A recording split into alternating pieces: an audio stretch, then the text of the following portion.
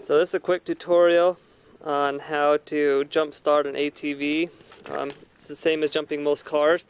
What you want to do is find your battery. Mine happens to be located underneath my seat, which is right here. Sometimes they're under your right fender, sometimes they're under your left fender, sometimes they're more in front of your seat, sometimes they're in a little compartment about like this. Just make sure to find it.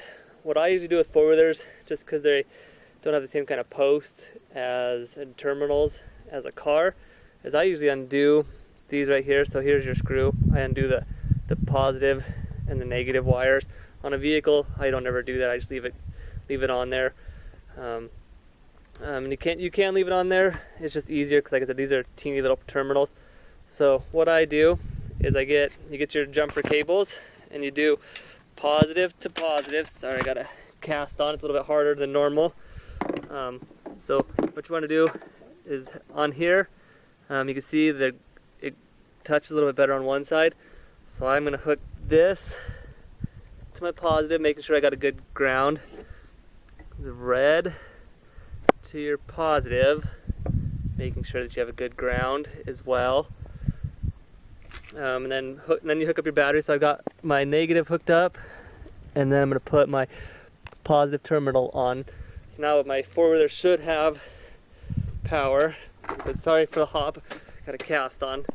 Then you're going to turn this on and make sure you have lights. So if you have a display or lights, whatever you have, make sure it turns on. That means you have a connection. Even if it turns on, sometimes your four-wheeler might not turn over all the way, which means you have a bad connection back here. So take and try and redo the connections. Then all you can do is push the button.